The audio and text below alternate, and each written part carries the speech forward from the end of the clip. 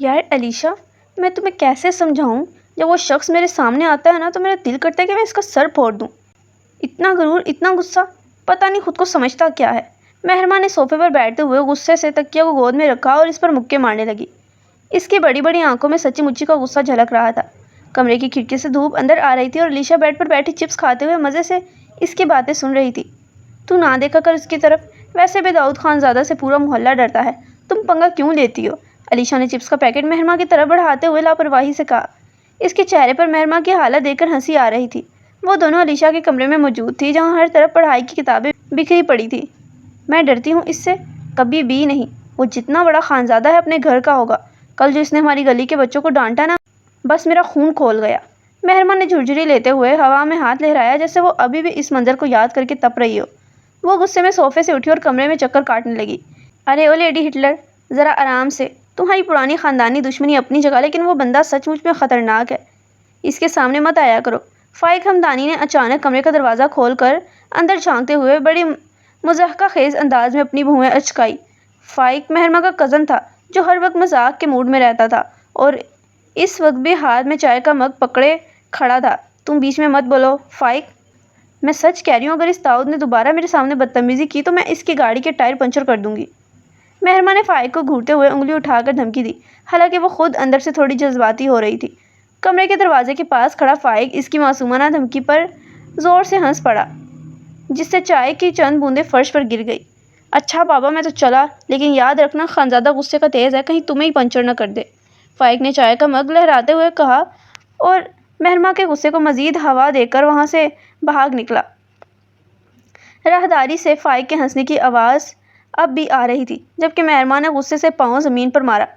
چھوڑو اس فائق کو۔ تم یہ بتاؤ کہ تائی اماں نے جو رشتہ داروں کی دعوت رکھی ہے، اس میں خانزادہ فیملی بھی آ رہی ہے؟ علیشا نے اچانک چپس کا پیکٹ سائڈ پر رکھا اور سنجیدگی سے مہرما کے چہرے کو دیکھنے لگی۔ ہاں، تائی ابو نے ضد کر کے انہیں بلایا ہے، پرانی دشمنی اور جائیداد کا جھگڑا ختم ہو سکے، لیکن مجھے پتہ ہے وہ داؤد کچھ نہ کچھ گڑبڑ ضرور کرے گا۔ مہرما کا لہجہ اچانک بوجھل ہو گیا۔ اس کی آنکھوں میں پرانے دنوں کا خوف اور اداسی واضح تھی۔ وہ کھڑکی کے پاس جا کر کھڑی ہو گئی اور باہر خالی سڑک کو دیکھنے لگی، جہاں اب ہلکی سی دھول اڑ رہی تھی۔ مہرما بیٹا نیچے آؤ، مہمان آنے والے ہیں اور تم ابھی تک اوپر ہی بیٹھی ہو۔ تائی اماں نے نیچے لاؤنج سے اونچی آواز میں پکارا۔ ان کی آواز میں روایتی گھبراہٹ اور جلدی تھی۔ پورے گھر میں مہمانوں کی آمد کی وجہ سے برتنوں کے ٹکرانے اور صفائی کی ہلچل تیز ہو چکی تھی۔ جی تائی اماں، میں بس ابھی آئی، مہرما نے کھڑکی سے پیچھے ہٹتے ہوئے جواب دیا۔ اس کے چہرے پر اب ایک عجیب سی گھبراہٹ تھی۔ اس نے آئینے میں اپنا چہرہ دیکھا، بال درست کیے اور علیشا کا ہاتھ پکڑ کر کمرے سے باہر نکل آئی۔ دیکھو مہرما، وہاں خاموش رہنا۔ داؤد کے سامنے اپنی بہادری دکھانے کی ضرورت نہیں ہے، سمجھی؟ علیشا نے سیڑھیاں اترتے ہوئے مہرما کا ہاتھ ہلکا سا دبایا۔ اس کے لہجے میں فکر مندی تھی۔ بڑے ہال میں صوفے لگ چکے تھے اور سفید چادریں بچھائی جا چکی تھی، جہاں تایا ابو اکیلے بیٹھے اخبار دیکھ رہے تھے۔ میں کوشش کروں گی، لیکن اگر اس نے اپنی وہ خروش شکل بنائی تو میں ضمانت نہیں دے سکتی۔ مہرما نے بڑبڑاتے ہوئے تائی اماں کی طرف قدم بڑھائے۔ اس کا دل اب تیزی سے دھڑک رہا تھا۔ اسی لمحے باہر پورچ میں ایک کالی چمکتی ہوئی بڑی گاڑی آ کر رکی، جس کے ہارن کی آواز پورے لاؤنج میں گونج اٹھی۔ لو، وہ لوگ آ گئے۔ مہرما تم جا کر پانی کی ٹرے سنبھالو اور فائق کو بولو باہر جا کر گاڑی پارک کروائے۔ تائی اماں نے دوپٹہ درست کرتے ہوئے جلدی جلدی مہرما کو ہدایت دی۔ ان کے چہرے پر مہمانوں کا رعب صاف نظر آ رہا تھا۔ گاڑی کا دروازہ کھلا اور ایک لمبا گزرتی بدن کا سفید کلف لگے سوٹ میں باہر نکلا۔ وہ داؤد خانزادہ تھا۔ تایا جی السلام علیکم، امید ہے آپ خیریت سے ہوں گے، داؤد نے لاؤنج میں داخل ہوتے ہی سرد اور رعبدار آواز میں کہا۔ اس کے چہرے پر کوئی مسکراہٹ نہیں تھی، بس ایک عجیب سا غرور تھا۔ اس نے اپنے ہاتھ میں پکڑی گاڑی کی چابی انگلی پر گھمائی اور تایا ابو کی طرف بڑھا، جو اس کے استقبال کے لیے کھڑے تھے۔ وعلیکم السلام داؤد بیٹا، آؤ آؤ بیٹھو۔ تمہارے والد نہیں آئے؟ تایا ابو نے گرم جوشی سے اس کا ہاتھ تھامتے ہوئے پوچھا۔ ان کی آواز میں پرانی عداوت کو بھلانے کی مخلصانہ کوشش تھی۔ داؤد صوفے پر بڑے شاہانہ انداز میں بیٹھ گیا اور اس نے اپنے کوٹ کے بٹن کھولے۔ وہ مصروف تھے، اس لیے انہوں نے مجھے بھیجا ہے، جائیداد کے کاغذات پر بات کرنی ہے، تو جلدی شروع کریں کیونکہ میرے پاس وقت کم ہے۔ داؤد نے گھڑی پر وقت دیکھتے ہوئے بے رخی سے کہا۔ اس کا لہجہ اتنا کھردرا تھا کہ لاؤنج میں موجود ہر بندہ خاموش ہو گیا۔ مہرما جو کچن کے دروازے کے پاس پانی کی ٹرے لیے کھڑی تھی، اس کا ہاتھ غصے سے کانپنے لگا۔ یہ لیں پانی، اور بات چیت کا طریقہ سیکھ کر آیا کریں، یہاں آپ کے ملازم نہیں بیٹھے۔ مہرما نے آگے بڑھ کر ٹرے اس کے سامنے کی اور اپنی بڑی بڑی آنکھیں اس کے چہرے پر ٹکا دی۔ اس کی آواز میں خوف کا ایک قطرہ بھی نہیں تھا۔ داؤد نے چونک کر اوپر دیکھا۔ اس کی گہری کالی آنکھوں میں غصے کی ایک تیز لہر دوڑی اور اس نے پانی کا گلاس اٹھانے کے بجائے مہرما کو گھورا۔ مہرما، یہ کیا بدتمیزی ہے؟ مہمانوں کے سامنے زبان درازی کرتی ہو؟ جاؤ اندر کچن میں۔ تایا ابو نے سختی سے ڈانٹا۔ ان کی پیشانی پر پسینہ صاف چمک رہا تھا۔ مہرما نے ہونٹ چبا لیے۔ اس کا دل چاہ رہا تھا کہ وہ ابھی اسے اور سنائے، لیکن تایا ابو کا لحاظ کر کے اس نے ٹرے زور سے میز پر رکھے اور پیر پٹکتی ہوئی کچن کی طرف چلی گئی۔ داؤد نے گلاس اٹھایا، ایک گھونٹ پانی پیا اور گلاس کو واپس میز پر اتنے زور سے رکھا کہ کچن تک آواز آئی۔ اس نے اپنے کوٹ کے کف درست کیے اور تایا ابو کی طرف دیکھا۔ آپ کی فیملی میں تمیز نہیں سکھائی جاتی تایا جی؟ خیر، مجھے اس سے مطلب نہیں۔ جائیداد کے پیپرز لائیں، میں زیادہ دیر یہاں فضول باتوں کے لیے نہیں رک سکتا۔ داؤد کی آواز میں وہی پرانا تکبر اور سردی تھی۔ تایا ابو نے ایک ٹھنڈی سانس بھری اور اپنے پاس پڑا بریف کیس کھولنے لگے۔ بیٹا، تمہارے والد نے جو جائیداد کا حصہ مانگا ہے وہ قانونی طور پر ہمارا ہے۔ ہم بس یہ دشمنی ختم کرنا چاہتے ہیں، اس لیے میں نے تمہیں بلایا۔ کچن کے اندر مہرما غصے سے لال پیلی ہو رہی تھی اور علیشا اس کا ہاتھ پکڑ کر اسے شانت کرنے کی کوشش کر رہی تھی۔ فائق بھی کچن کی شیلف پر بیٹھا بڑے مزے سے سیب کھا رہا تھا۔ یار مہرما، تو سچی مجھے کی شیرنی ہے۔ خانزادہ کے منہ پر ایسا بول دیا، مجھے تو لگا وہ وہیں ہتھ کڑی نکالے گا۔ فائق نے ہنستے ہوئے سیب کا ایک ٹکڑا منہ میں ڈالا۔ تم چپ کرو فائق، تم سے تو ایک بات بھی ڈھنگ کی نہیں ہوتی۔ وہ میرے تایا ابو پر روب جھاڑ رہا تھا اور تم یہاں ہنس رہے ہو؟ میں اس کا یہ غرور توڑ کر رہوں گی۔ مہرما نے کچن کا رومال زور سے سلیب پر مارا۔ مہرما، تم پاگل ہو گئی ہو؟ وہ داؤد ہے۔ جتنا وہ خوبصورت ہے اس سے 10 گنا زیادہ خطرناک ہے۔ تائی اماں دیکھ لیں گی تو ہماری خیر نہیں ہوگی۔ علیشا نے باہر لاؤنج کی طرف جھانکتے ہوئے سرگوشی کی۔ مجھے کوئی پرواہ نہیں ہے۔ جائیداد ہماری دادا جی نے وہ تایا ابو کے نام کی تھی۔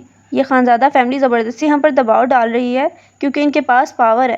مہرما کی آنکھوں میں جذباتی پن کے ساتھ ساتھ ایک سچی تڑپ بھی تھی۔ وہ اپنے خاندان کو جھکتے نہیں دیکھ سکتی تھی۔ اسی لمحے تائی امی کچن میں داخل ہوئی۔ ان کا چہرہ غصے سے تپا ہوا تھا۔ مہرما، تم اوپر اپنے کمرے میں جاؤ۔ جب تک وہ لوگ یہاں ہیں تم نیچے نظر نہیں آؤ گی۔ چلو شاباش۔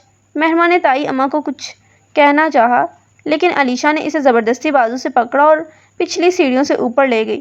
لاؤنج میں اب تایا ابو اور داؤد کے درمیان اونچی آواز میں بحث شروع ہو چکی تھی۔ یہ سائن آپ کو کرنے ہی ہوں گے تایا جی۔ اگر شرافت سے نہیں کریں گے تو کورٹ کے چکر کاٹتے کاٹتے آپ کی اگلی نسل بھی بوڑھی ہو جائے گی۔ داؤد نے کاغذات میز پر پٹکتے ہوئے کہا۔ اس کا چہرہ غصے سے تیکھا ہو رہا تھا۔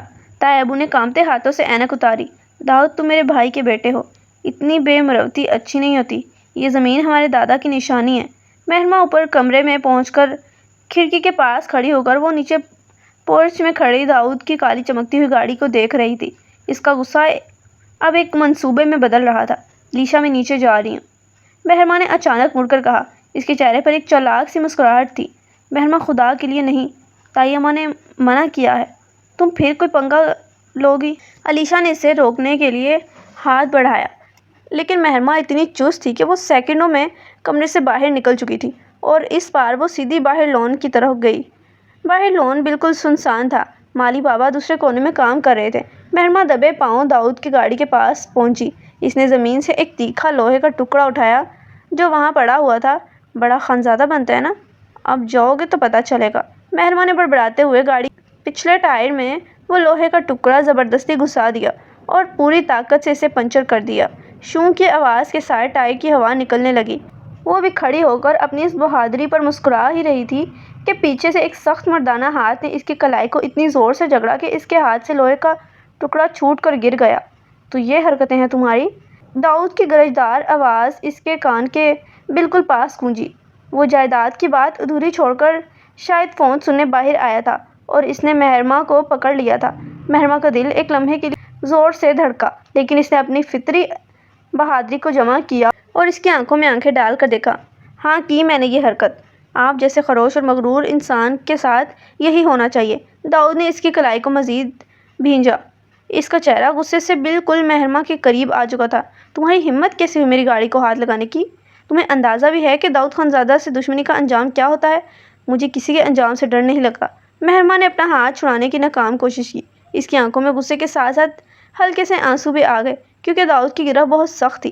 آپ لوگ جائیداد کے نام پر ہماری خاندان کو ہراساں کر رہے ہیں۔ آپ چور ہیں، چور۔ داؤد کے لبوں پر ایک خطرناک مسکراہٹ ابھری۔ اس نے مہرما کو خود سے دور جھٹکا۔ جس سے وہ گرتے گرتے بچی۔ یہ چور لفظ تمہیں بہت مہنگا پڑے گا لڑکی، اب تو یہ جائیداد میں لے کر رہوں گا اور تم دیکھتی رہ جاؤ گی۔ داؤد نے اپنا فون نکالا اور اپنے گارڈ کو کال کی، دوسری گاڑی لے کر آؤ فوراً۔ اس نے مہرمہ کو ایک آخری بار حقارت سے دیکھا اور اندر جانے کے بجائے باہر گیٹ کی طرف بڑھ گیا، جبکہ تایا ابو اور تائی امی بھی باہر لاؤنج سے نکل کر پورچ میں آ چکے تھے۔ یہ کیا ہوا داؤد بیٹا، تم اندر کیوں نہیں آ رہے؟ تایا ابو نے پریشانی سے پوچھا۔ ان کی نظر زمین پر پڑی، لوہے کے ٹکڑے اور گاڑی کے بیٹھے ہوئے ٹائر پر پڑی تو وہ سب سمجھ گئے۔ انہوں نے سر پکڑ لیا۔ مہرمہ یہ تم نے کیا کیا؟ مہرمہ خاموش کھڑی زمین کو دیکھ رہی تھی، اس کا پورا جسم غصے اور جذبات سے کانپ رہا تھا۔ فائق اور علیشا بھی باہر آ چکے تھے اور فائق نے مہرمہ کو دیکھا تو اس کے چہرے سے مذاق غائب ہو چکا تھا۔ داؤد کی دوسری گاڑی گیٹ پر آ رکی، وہ بغیر مڑے بغیر کسی کو الوداع کہے گاڑی میں بیٹھا اور گاڑی تیز رفتاری سے دھول اڑاتی ہوئی نکل گئی۔ تایا ابو نے مہرمہ کی طرف دیکھا، ان کی آنکھوں میں بے بسی تھی۔ مہرمہ تم نے ہماری بربادی پر خود دستخط کر دیے ہیں، وہ ہمیں اب کبھی معاف نہیں کرے گا۔ تایا ابو کی بات سن کر مہرمہ نے اپنے نچلے ہونٹ کو دانتوں تلے دبا لیا۔ اس کی آنکھوں میں غصے کے آنسو تھے لیکن وہ جھکی نہیں، بلکہ تایا ابو کا ہاتھ تھام کر بولی، تایا ابو آپ کیوں اس کے سامنے اتنا جھک رہے ہیں؟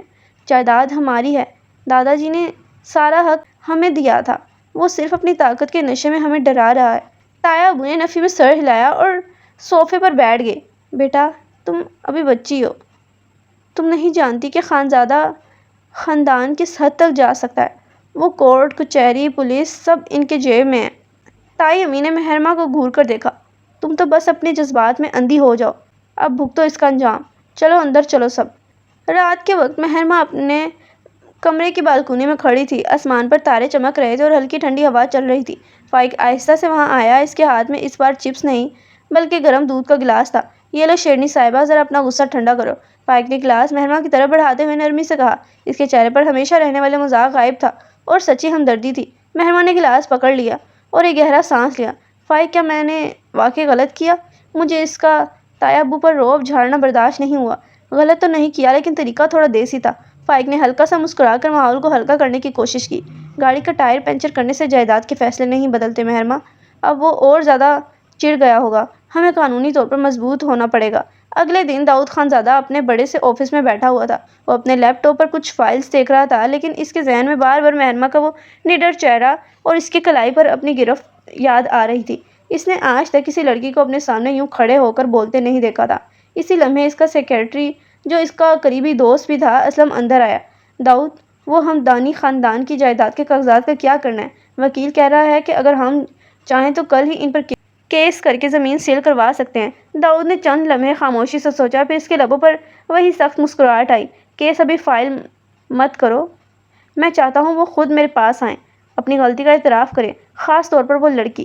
2 دن بعد تایا ابو کی طبیعت اچانک خراب ہو گئی اور انہیں ہسپتال داخل کروانا پڑا۔ ڈاکٹر نے بتایا کہ شاید ذہنی دباؤ کی وجہ سے ان کا بلڈ پریشر بہت زیادہ ہائی ہو گیا۔ مہرمہ نے علیشا اور فائق ہسپتال کے کوریڈور میں کھڑے تھے۔ مہرمہ کا دل اوندے منہ گر رہا تھا، اسے لگ رہا تھا کہ تایا ابو کی اس حالت کی ذمہ دار وہی ہے۔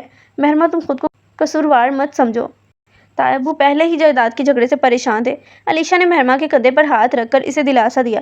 مہرمہ نے اپنے آنسو صاف کیے، نہیں اب میں مزید تایا ابو کو اس تکلیف میں نہیں دیکھ سکتی، میں خود داؤد خانزادہ سے بات کروں گی اور یہ مسئلہ ختم کراؤں گی۔ فائق نے چونک کر اسے دیکھا، پاگل ہو گئی ہو؟ وہ تمہیں سیدھے منہ بات بھی نہیں کرنے دے گا، وہ جو بھی کرے میں جاؤں گی، مہرمہ نے پختہ ارادے سے کہا۔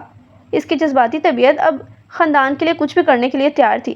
اگلی صبح مہرمہ داؤد خانزادہ کے آفس کے باہر کھڑی تھی۔ اس نے گہرا سانس لیا اور سیکرٹ کے تمام تر ریکارڈوں کے باوجود سیدھی داؤد کے کیبن کا دروازہ کھول کر اندر داخل ہو گئی۔ داؤد کسی فائل پر سائن کر رہا تھا۔ اس نے چونک کر اوپر دیکھا، تمہاری ہمت کیسے ہوئی یہاں آنے کی؟ گارڈز کہاں ہیں؟ داؤد نے غصے سے کھڑے ہوتے ہوئے کہا۔ اس کی آواز میں وہی پرانا کھرکھراہٹ والا غصہ تھا۔ گارڈز باہر ہی ہیں، میں یہاں لڑنے نہیں آئی، مہرمہ نے اپنی آواز کو جتنا ہو سکے پرسکون رکھتے ہوئے کہا، حالانکہ اندر سے اس کا دل بری طرح دھڑک رہا تھا۔ میں یہاں تایا ابو کی طرف سے بات کرنے آئی ہوں، وہ ہسپتال میں ہیں آپ کی وجہ سے۔ داؤد نے اپنی بھویں سکیڑی۔ میری وجہ سے؟ میں نے تو ابھی کچھ کیا بھی نہیں ہے، آپ کی اس جائیداد کی ضد نے انہیں بیمار کر دیا ہے۔ مہرمہ نے ایک قدم آگے بڑھایا، آپ کو زمین چاہیے نا، لے لیں وہ زمین، میں تایا ابو کو منا لوں گی، وہ کاغذات پر سائن کر دیں گے، لیکن خدا کے لیے ہمارے خاندان کو بخش دیں، ہمیں سکون سے جینے دیں۔ داؤد نے مہرما کو غور سے دیکھا۔ اس کے چہرے پر اب وہ پہلے والا نخرہ یا غصہ نہیں تھا، بلکہ ایک سچی التجا تھی۔ داؤد کا غصہ یکدم جیسے تھوڑا مدھم ہوا، لیکن اس نے اپنی کڑک برقرار رکھی۔ تم تو بڑی بہادر بنتی پھرتی تھی، گاڑی کے ٹائر پنچر کر رہی تھی، اب اتنی جلدی ہار مان لی؟ میں اپنے خاندان کے سامنے ہار مان سکتی ہوں، آپ کے سامنے نہیں، مہرما نے اس کی آنکھوں میں جھانک کر کہا۔ اس کے لہجے میں اب بھی وہ غیرت اور سچائی موجود تھی جس نے داؤد کو اندر تک ہلا دیا۔ اگر آپ انسان ہیں تو یہ جائیداد کا معاملہ یہیں ختم کریں۔ داؤد کچھ دیر خاموش رہا، پھر صوفے کی طرف اشارہ کیا۔ بیٹھو یہاں۔ مہرما ہچکچاتے ہوئے صوفے پر بیٹھ گئی۔ داؤد نے پانی کا گلاس اس کی طرف بڑھایا۔ پہلے پانی پیو، تمہارا چہرہ بتا رہا ہے کہ تم ہسپتال سے سیدھی یہاں آ رہی ہو۔ مہرما نے تعجب سے اسے دیکھا۔ یہ وہی خروش خانزادہ تھا جو 2 دن پہلے اس کا ہاتھ مروڑ رہا تھا۔ اس نے خاموشی سے پانی کا گلاس لیا اور 2 گھونٹ پیے۔ داؤد اپنی کرسی پر واپس بیٹھا۔ تمہارے تایا ابو نے میرے والد کے ساتھ جو جائیداد کا معاہدہ کیا تھا وہ ادھورا تھا۔ میرے والد کا انتقال ہو چکا ہے اور یہ ان کی آخری خواہش تھی کہ وہ زمین ہمارے نام ہو۔ میں چور نہیں ہوں مہرما، میں صرف اپنے باپ کا حق لے رہا ہوں۔ مہرما نے نیچے دیکھا۔ اگر یہ سچ ہے تو آپ نے شرافت سے کیوں نہیں بتایا؟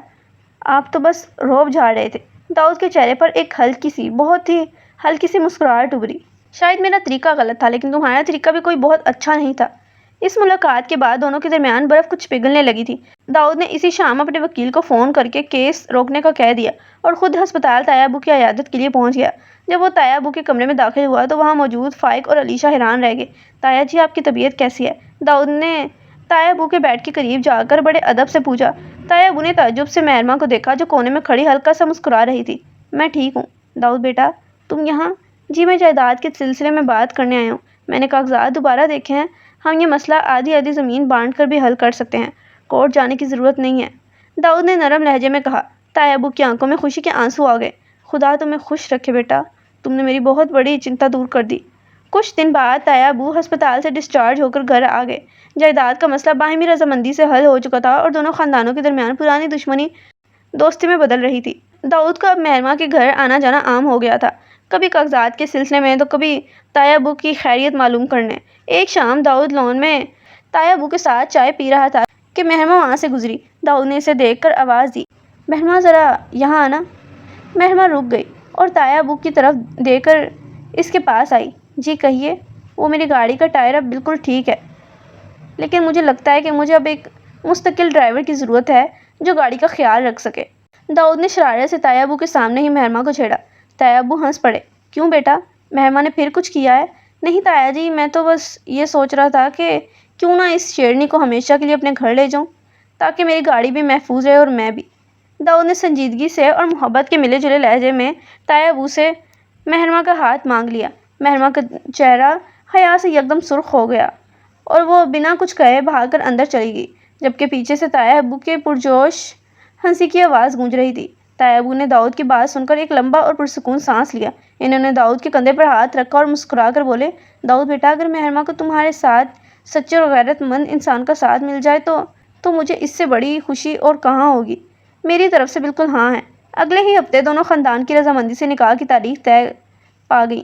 مہرما جو پہلے داؤد کے نام سے ہی چڑھتی تھی، اب اس کا نام سنتے ہی شرما جاتی تھی، حالانکہ اس کی نوک جھوک اب بھی ختم نہیں ہوئی تھی۔ نکاح کا دن بہت خوبصورت تھا۔ مہرما سرخ رنگ کے روایتی جوڑے میں بے حد پیاری لگ رہی تھی اور داؤد کالے رنگ کی شیروانی میں اپنی اس پرانی اور رعبدار شخصیت کے ساتھ موجود تھا، لیکن اب اس کی آنکھوں میں غصہ نہیں، صرف مہرما کے لیے بے پناہ محبت تھی۔ جیسے ہی قاضی صاحب نے نکاح پڑھایا اور مہرما نے حیا سے جھکی نظروں کے ساتھ قبول ہے کہا، پورے ہال میں مبارکباد کی آواز گونجی۔ فائق نے ہمیشہ کی طرح اونچی آواز میں کہا، لو جی، شیرنی کا شکار ہو ہی گیا، جس پر سب کھلکھلا کر ہنس پڑے۔ شام کو رخصتی کے بعد جب داؤد اور مہرما اپنے نئے کمرے میں پہنچے تو مہرما بیٹھ کے ایک کونے میں بیٹھی گھبرا رہی تھی۔ کمرہ گلاب کے پھولوں کی خوشبو سے مہک رہا تھا۔ داؤد آہستہ سے چلتا ہوا اس کے قریب آیا اور بیڈ پر بیٹھ گیا۔ اس نے مہرما کا گھونگھٹ اٹھایا تو مہرما نے اپنی بڑی بڑی آنکھیں جھکا لی۔ داؤد نے اس کی تھوڑی کو چھو کر چہرہ اوپر کیا اور شرارت سے مسکرایا، تو بیگم صاحبہ، اب بتائیں کیا چور اور مغرور ہوں؟ مہرما نے حیا سے مسکرا کر اسے دیکھا اور نخرے سے منہ موڑا۔ ہاں ہیں تو آپ ابھی بھی خروش ہی، بس ذرا سے اچھے ہو گئے۔ داؤد نے زور سے ہنس پڑا اور اس کا ہاتھ اپنی مضبوط ہاتھ میں لیا۔ اس نے مہرما کی کلائی پر اپنی گرفت کو محسوس کیا، لیکن اس بار یہ گرفت مروڑنے کے لیے نہیں تھی، بلکہ ہمیشہ کے لیے اپنے اپنا بنانے کے لیے تھی۔ تمہیں پتہ ہے مہرماں، تمہاری اس نڈر اور جذباتی طبیعت نے میرا دل جیت لیا۔ میں نے آج تک تم جیسی لڑکی نہیں دیکھی جو میرے سامنے کھڑی ہو سکے۔ داؤد کے لہجے میں سچی ستائش تھی۔ مہرماں نے اپنا سر آہستہ سے داؤد کے کندھے پر رکھ دیا، اور مجھے آپ کے اس غصے کے پیچھے چھپی سچائی اور تایا ابو کے لیے عزت نے آپ کا دیوانہ بنایا ہے۔